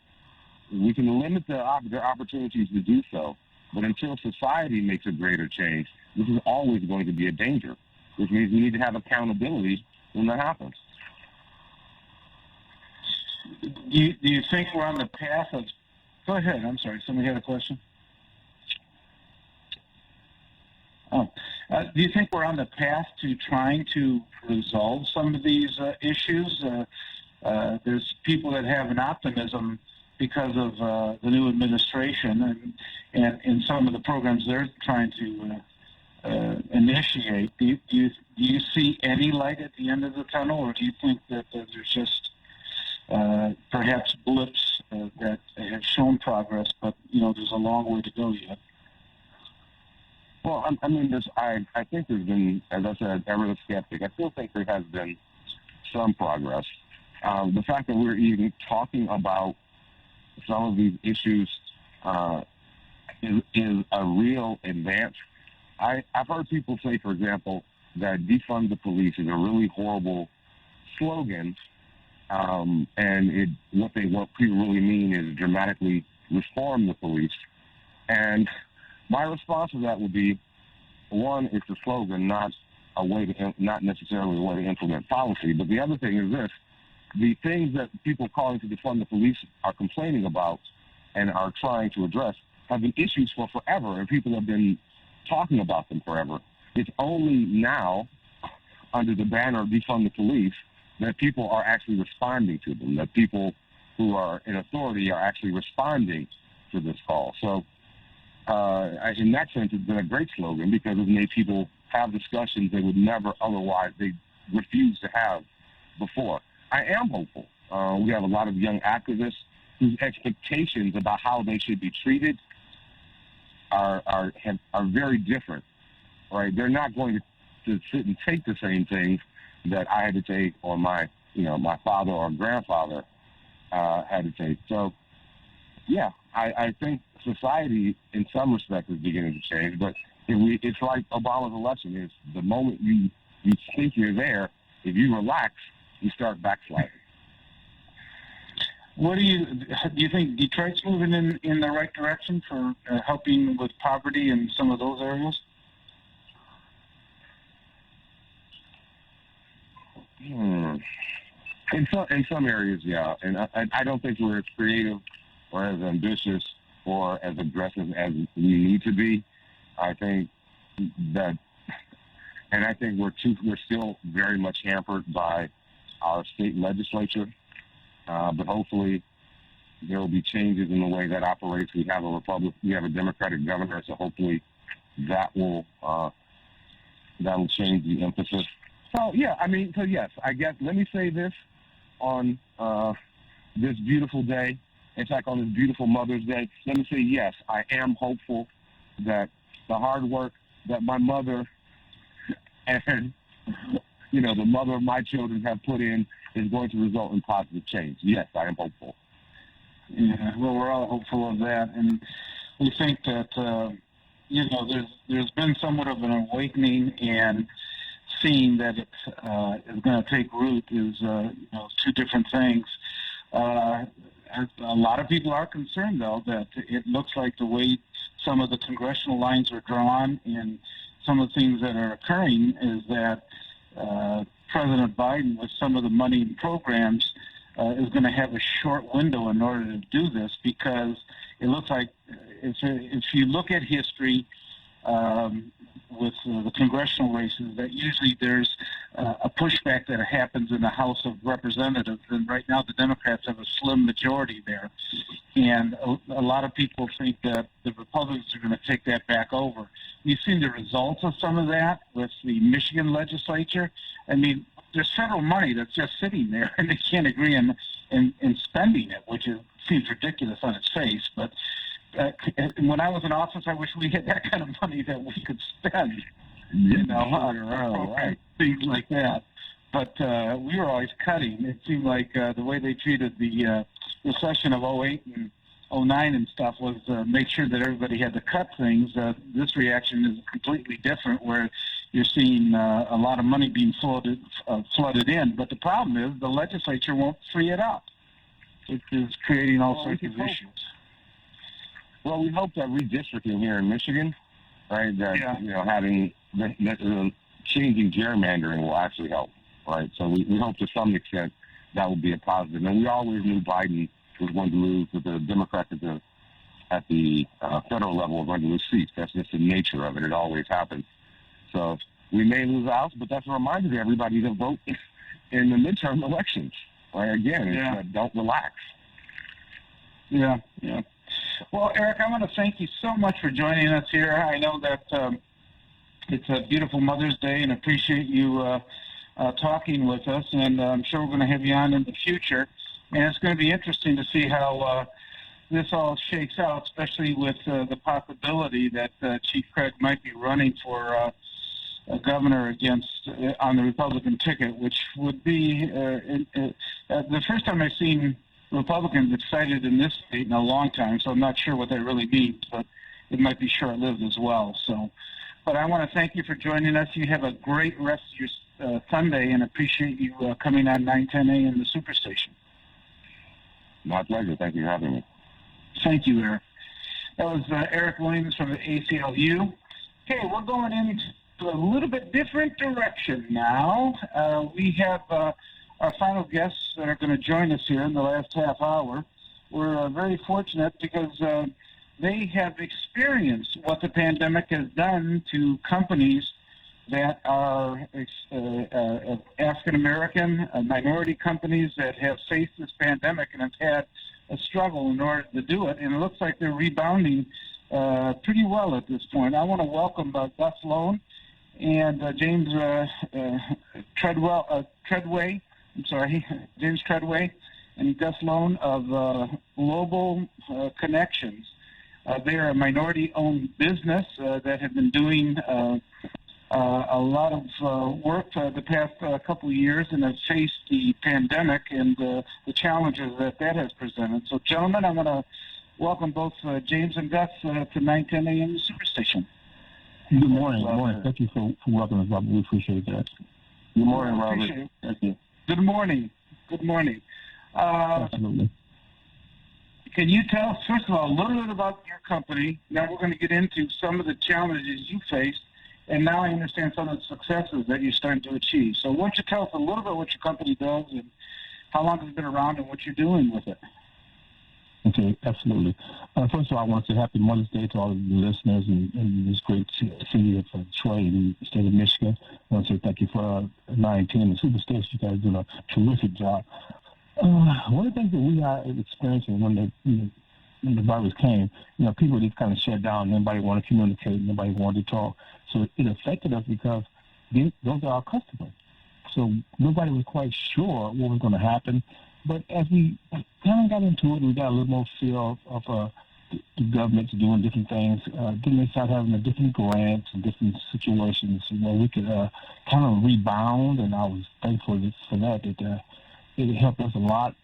We got a lot of movement now, but it was rough. It's just now starting to break where we can, kind of see our business growing. And what we do is we have a different, cleaners for IT, different cleaners for phones, different cleaners for your electronic equipment, and it has a disinfectant in it. So we're trying to, make sure people stay safe and kill germs and, just kind of do what the system is doing in terms of everybody trying to stay healthy and trying to stay strong.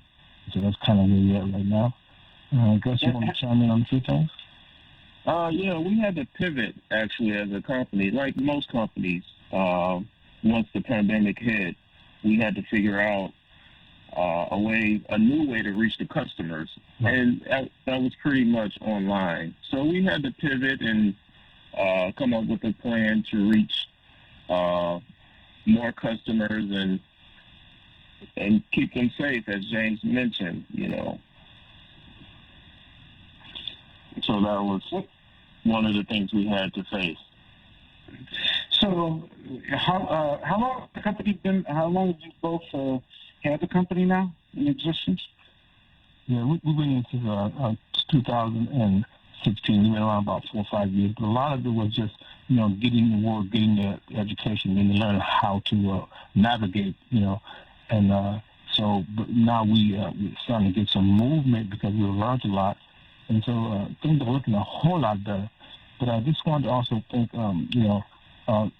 the station for having this platform that we could come on and discuss things and for the audience.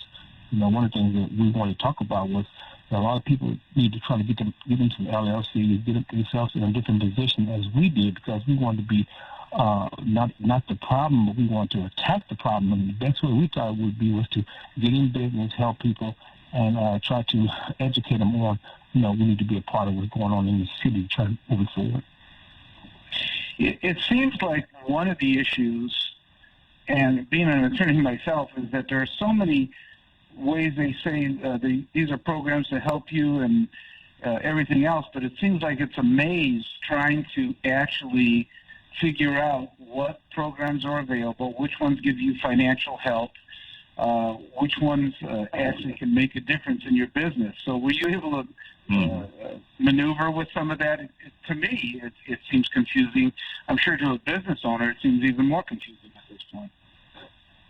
Yeah, it's quite a bit out there. You got the PPP, the protection that they have for the payroll protection and the different grants. A lot of my colleagues, got the grants to help their businesses, stay afloat.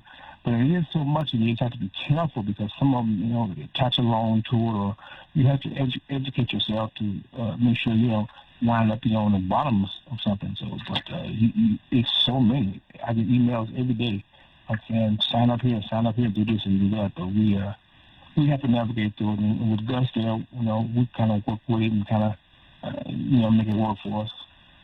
Well, I think the most, not to cut you off, Robert, I think the most important thing is to be educated. And SBA, I would tell anyone to call SBA, and they will kind of guide you in what direction to go as far as who to get a loan from and, you know, what's their interest as far as that loan being paid back, instead of just, you know, kind of Googling it and see if that works out. SBA has the resources for most small businesses that are most helpful. And P-Tech is another one that's good to get information from. They help business owners get started and give them information, you know, inform them of what's going on in the city. Yeah. Now, I know you engaged a lot with Walmart quite a bit. How was that experience? And do you still have a relationship with them, or how's that working out? Well, I'm sorry, Robert. But I Mr. Long said, everybody's going to, you know, virtual or going online. The Walmart products, they have them, and we still working with them. But what we are finding out is that everybody is at home on, you know, on their computers. Everybody's ordering online. So our platform, we just took our platform, and like Mr. Long said earlier, just kind of readjusted and pivoted so that we could start being a part of that, because I don't think that's the new norm. Well, it is the new norm, and that's online is the new norm. But yeah, we still have relationships with Walmart, and the what we learned was there are other platforms that's just as large as Walmart that can help you boost sales online, which is the new norm.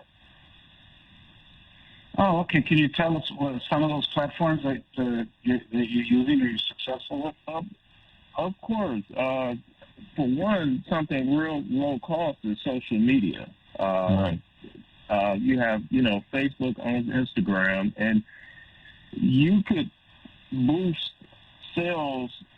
Well, our company has boosted sales more than probably 60% just on using Facebook ads, Instagram ads. You have Etsy, you have so many different platforms, but those are the most beneficial for us. Do they cater to minority companies at all, or have you found anybody who does? Yeah. What kind of things do they do?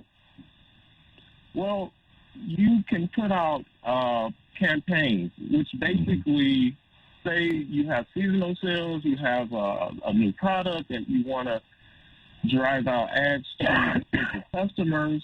You can pay Facebook, which owns Instagram again, you can pay them, say, $50 a week to reach over 30,000 people.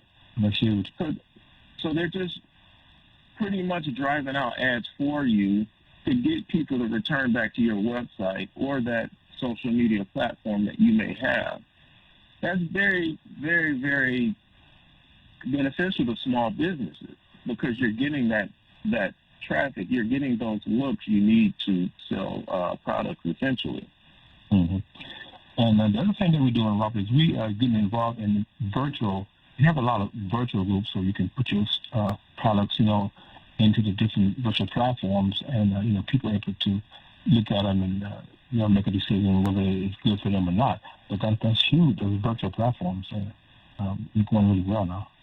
Used to be involved in have the knowledge to know how to operate and get the sales and get the exposure.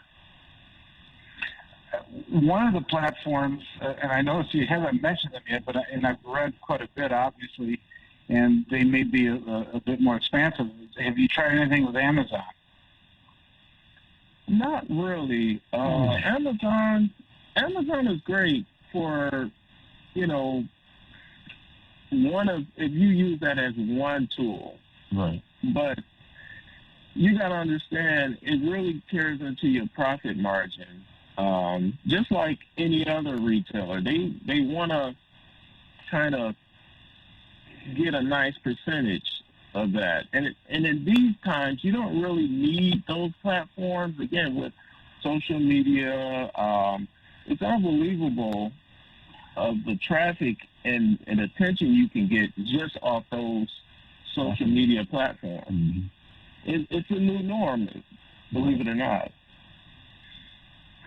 Well, you mentioned Facebook, and I've heard Amazon can charge up to 30 or 35% of whatever the sale is. I've also heard Amazon being... Pardon? And sometimes it's more because if they handle your fulfillment, which basically if they house your product and ship it out, they're going to want even a bigger percentage. Mm-hmm. So it all depends. Yeah, and I hear they eventually, if they like the product, eventually learn how to do it themselves, and then you don't show up as a priority when you were to actually go on Amazon and look for the product. I've heard all sorts of stories of it, but it's such a powerful force that it's hard to really determine. Once you are in a monopoly like that, it's hard. It's much harder to. You actually need legislation or lawsuits in order to have some success against how they actually operate. And I know it's difficult. Besides Facebook, what else have you used? What other social media platforms? TikTok is the new big thing right now. It's I know a lot of people probably smirk at that, but it's huge. It's huge. I'm sorry, Gus. And what was the name of it? What is it? TikTok. Oh, TikTok. Yeah. A new platform. How do you utilize TikTok? You put together a video and show the product? Right. You can do that, or you can just have a still ad. It doesn't necessarily have to be a video, but that video is better as far as engagement. You get more of a response from that. But a lot of youth too. Yeah, well, they say TikTok is the biggest, has some of the biggest platforms with young people. With young people. Not even millenniums, baby boomers and stuff may not pay as much attention to it, but they say the young people that are buying the products really do pay big attention to TikTok. How long have you been on TikTok? Well, what we do is partner with people who have bigger accounts. So we basically partner with someone who has a lot of followers. They drive traffic back to us, and we give them like a percentage of a sale. That's typically how that works. Mm-hmm. Some influencers want, a little bit up front, but a lot of them would rather see a partnership where they would get we would give them like a discount code, and every time someone used that discount code for a purchase, that influencer will get a small percentage of that sale. So it's beneficial to everybody. Mm-hmm. And then you're able to captivate, when you're able to get those emails, then you can, when you launch a new product, you get 100,000 emails. That's 100,000 people that you can launch a new product to. That's interesting. It's a whole different phase than what I, think about or anticipate. And that shows it's successful. I hate to say not only in business, but I know politically it's used that way as well, on how people get reached, and especially young people at this particular time. Do you anticipate a lot of growth with your company? Absolutely. We've grown, and the cleaning solutions is just one phase in one small part of our brand. We cover consulting. We help small businesses from start to finish, as far as we get them help from suppliers. We get them a look as far as logo, website. We help them with their social media platform. We help them with marketing. Two other things as well. We just have we have our hands in so many different aspects, from clothing. Yeah, we don't just depend on that aspect, because in today's market, with the online presence that you can have several different things going on. Yeah. So you not only sell product, you're consulting as well to help others? Absolutely. Absolutely. We help startups. We help established companies get a new look, because you get a lot of people who've been in business for a long time and they're pretty much overwhelmed with that business. Their kids don't want that business, so they need help to get that online presence. They need help to get that social media presence. And right. I went to school for design by background, so I know business, but I also know design, and I always got a lot of my clients or people just asking me, could you help me with that? We love the way your brand looks. Yeah, and James and I decided, why don't we just help people, right. Get their LLCs, and get we help them get an LLC, help them to understand, to be a fabric of this great country. You need to have a business so you can employ people. And that's how we can change laws, is getting people involved in government and politics. But you need to have a voice. Well, that's just. I'm sorry. Go ahead. No, go ahead. Well, that's just the start. We also want to help established businesses as well, because you have businesses that's been in the community for years, and they're only known on a local level, like a few blocks here and a few blocks there. It's a small radius. They don't even have a website. They don't have any social media presence. So we help those businesses as well. Now, do you help them eventually line up with tax consultants and things such as that to help them maneuver some of that chaos? Yeah, absolutely. I deal with several different accounting firms, and I always recommend them. And that's just the right thing. That's just the right thing to do anyway. You got to be knowledgeable. If you want to, small businesses. It should be a network where we all can touch each other. And I talked to some people they got DBAs. They don't even know what an LLC is. They have products and they're out doing, there's a pop-up sites and they're selling, but they're not protected. They don't know about the LLC. They don't know about Dun & Bradstreet. They don't know about the EIN number. So there's a lot of people that they don't know, but they're actually out there working and doing it, but they don't. And if you don't have the Dun & Bradstreet EIN number, those government programs, you can't participate because you have to have a business banking account. I asked one young lady, do you have a business banking account? She said no. I said, well, in order to tap into the programs, you need to have these certain things in place. So we try to give them knowledge and give them some wisdom about how to go about so they'll be successful. So so you help them, like if they want to get government work, how they have to register as a minority company, and then some of the work you got to be bonded for, and things such as that become critical if you're going to be a successful bidder on projects. Does your company bid at all or very much on any government contracts? Well, that's something we were looking at in the near future. That was one of the things we do have checked off the list, because we have relationships with vendors and suppliers where we could, even nationally, we don't even have to outsource products through China. We have suppliers right here in America. So we're in talks of doing that for sure.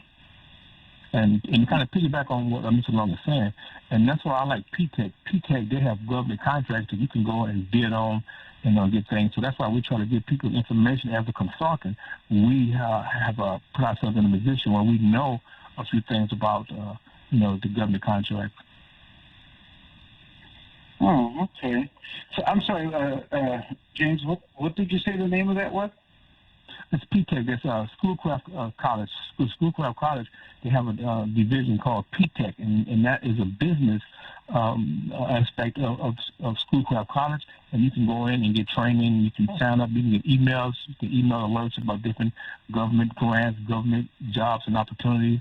Once you get certified through your SAM certification. So those are the kind of things that Mrs. Long was talking about in terms of consulting and telling people and showing people, what's available. It's a lot. Just to make sure we have it, why don't you tell us the name, not only the name of your company, but your website as well as the phone numbers. People want to reach out and want to talk to you. Yeah, of course. I'll give people a few forms of information for us. I'll give you, our telephone number is 248-979-0678. Again, that's 248-979-0678.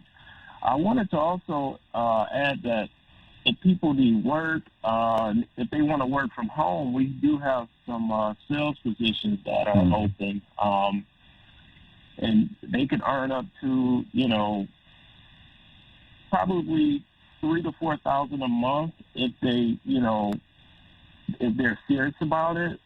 But we kind of understand that a lot of people don't want to leave the house right now, and that's granted with what's going on. But it's still opportunity for people to earn from home, and again, that's the new norm.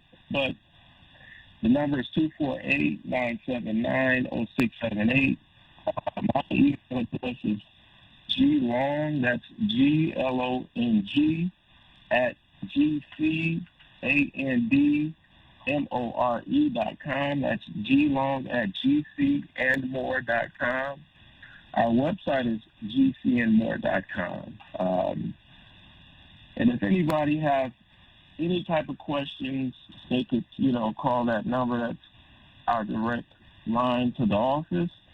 So, yeah, it's a lot of things to do.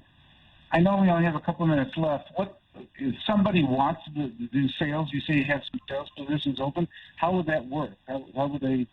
What did they have to do? Well, we would do it would be a process. We would want to, fill that person out, make sure that they're capable of handling that sales position. It would be an interview process. Right. Have to be. We would train them. They would be trained, and we would, we would start, essentially. It wouldn't be a long process, but we want to make sure people are equipped to talk and they know the product. Right, know the product and talk to, be able to sell. So, it would be a process, but not a long process. But another thing, Robert, I want to say before this time is ending is that for all the callers and all everybody who's listening right now, I would say get involved, get in touch with us. Get your LLC. If you don't want to do that, become a sales rep. But get involved with what's going on in this city, and because we need for all of us to come together and make it happen. That's the radio station. This platform is a wonderful platform, and we appreciate allowing us to be on it. Okay. Well, we're hearing the music. I want to thank James Treadwell as well as Gus Lowe from Global Connections for telling us about their company and opportunities that you would have. So, gentlemen, you have a great day and great Mother's Day as well. We appreciate it. Thank you. I want to thank you. Thank you. You're welcome. I want to thank everyone that appeared on the program today. I want to thank our usual panel of Tom Choske as well as Scotty Boman, Police Commissioner Willie Burton, as well as our guests that we had. And also I want to thank Kevin, our board operator, for keeping us straight as usual. You listen to 910 AM the Superstation. My name is Robert Ficano. We're going to be back again with you next week from 8 to 10 a.m. Are you looking for a great deal on advertising? Here at 910 AM Superstation, we're going to make you an offer that you can't refuse with our Godfather Package Special. You can receive 200 spots for $500. That's right, 200 spots for only $500. That's $2.50 per spot. All spots must air within a 30-day schedule. And 910 AM Superstation will produce your spots for free. Please contact Renisha Williams at 313-434-8291. That's 313-434-8291. Please call now. 40 million. That's the number of free phones still available and the number of how many Americans can still get prescriptions free. Free could be wonderful. That's why I'm still working at 77 years old to pay off my prescriptions. I needed to have a prescription filled and I had to leave because I couldn't afford it. Call now and see what's available for you. Free prescriptions. Over 10 million people get prescriptions free, and the program has expanded so another 40 million can. Free dental.